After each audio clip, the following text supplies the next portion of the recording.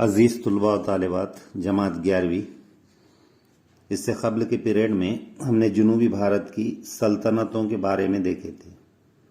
آج ہم جنوبی بھارت میں اس دور میں فن کس طریقے کے تھے، ادب یعنی لٹریچر کس طریقے کا تھا، اور تعمیرات یعنی فن تعمیر کس طرز کے تھے، اس کے بارے میں ایک ایک کر کے دیکھیں گے۔ تو سب سے پہلے ہم ادب یا لٹریچر کے بارے میں دیکھیں گے۔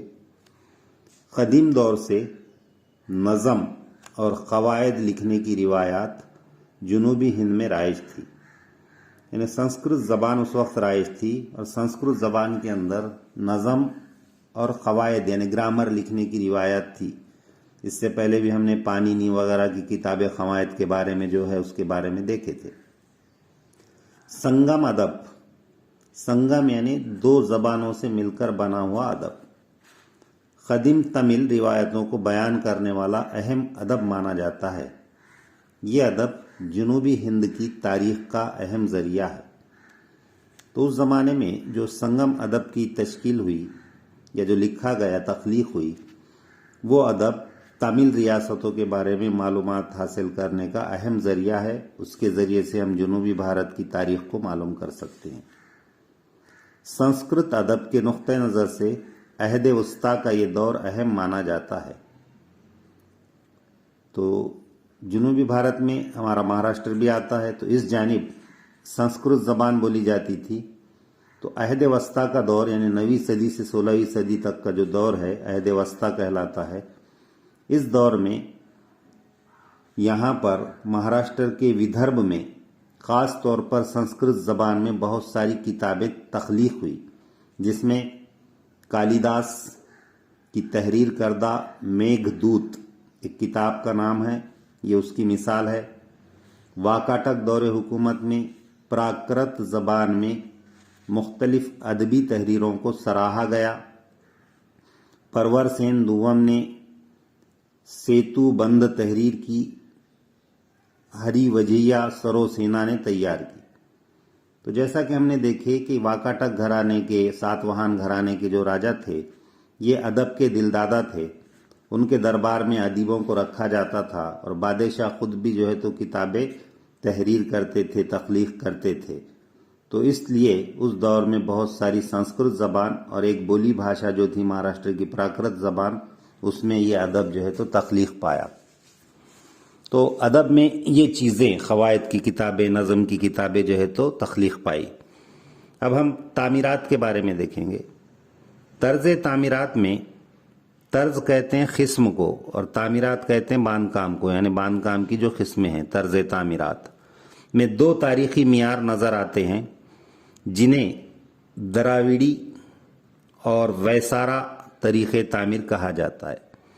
کیونکہ دراوڑ باشندے یہ بھارت کے آبائی باشندے ہیں، اور باہر سے آنے والی جو آریائی قوم تھی، ان کا جو طریقہ تھا ویسارا، یہ دونوں طریقوں کو ملا کر ایک نیا طرز تعمیر کا طریقہ وجود میں آیا۔ کرشنا ندی سے کنیا کماری تک دراوڑین طرز تعمیر نظر آتا ہے۔ شکارا طرز تعمیر اوپری منزلوں میں پھیلتا، جبکہ دراوڑین طرز تعمیر کم ہوتا جاتا ہے۔ تو بنیاد کے اندر دراوڑین طرز تعمیر رہتا تھا، اور جب اوپری منزلیں ہوتی تھی تو اس میں جو ہے تو شاکارا جو ہے تو طرز تعمیر جو باہر سے آیا تھا وہ اوپر کے منزلوں میں استعمال ہوتا تھا۔ کیلاش ناتھ اور وینکٹ کانچی کے مندر اور تنجور یعنی ترچنا پلی کے برید ایشور مندر دراوڑین طرز تعمیر کی عمدہ مثالیں ہیں۔ تو یہ قدیم زمانے میں جنوبی بھارت میں جو بڑے بڑے منادر بنائے گئے، پتھروں سے تعمیر کیے گئے، اس میں خاص طور پر دراوڑین طرز تعمیر کی مثالیں ہیں۔ چالوکیہ سلطنت نے بادامی، ایہول اور پٹنہ ڈکل میں بہت سارے مندر تعمیر کیے۔ تو یہ جنوبی بھارت کی سلطنتیں ہیں جہاں پر جو ہے تو چالوکیوں نے بادامی، ایہول اور پٹا ڈکل، یہاں پہ بہت سارے مندر تعمیر کیے ہیں، اسی طرز کے ہے جو دراوڑین ڈیزائن کے ہیں۔ دنیا بھر میں مشہور کیلاش مندر राष्ट्रकूट दौर में तामीर किया है। एक बहुत मशहूर मंदिर है कैलाश मंदिर, ये भी राष्ट्रकूट दौर में तामीर किया गया है। ये भी जो है तो वहां पर द्रविडियन तर्ज तामीर की एक मिसाल है। चौला दौर के यानी चौल आहद के धातुओं से बनाए गए मुजस्समे काफी मशहूर हुए। अब हम देखेंगे कि फन कौन कौन से थे। तो मुजस्समा साजी का फन खास तौर पे चौल आहद में बहुत फैला। तांबा, कांसा, इन धातुओं से पुतले बनाए जाते थे, मुजस्समे बनाए जाते थे, जिनमें सबसे ज्यादा शोहरत शिव नटराज को हासिल हुई।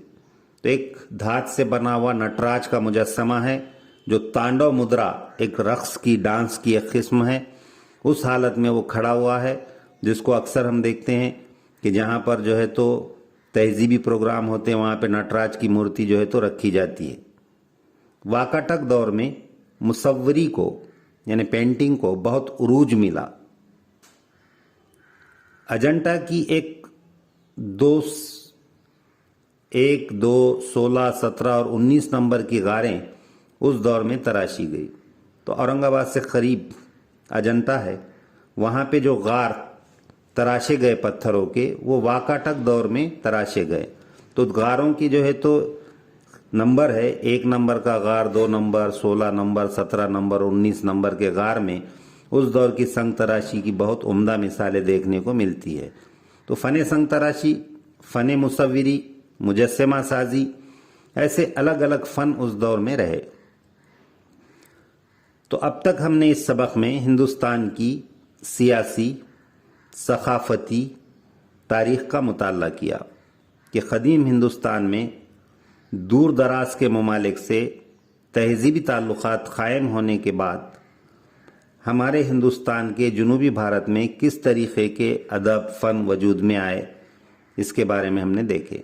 अब अगले सबक में हम देखेंगे कि हिंदुस्तान और उसके दूसरे ममालिक से क्या तिजारती ताल्लुकात थे उस ज़माने में जुनूबी भारत के और हिंदुस्तान के ख़ास तौर पे। इसको तफसीली तौर पर हम देखेंगे।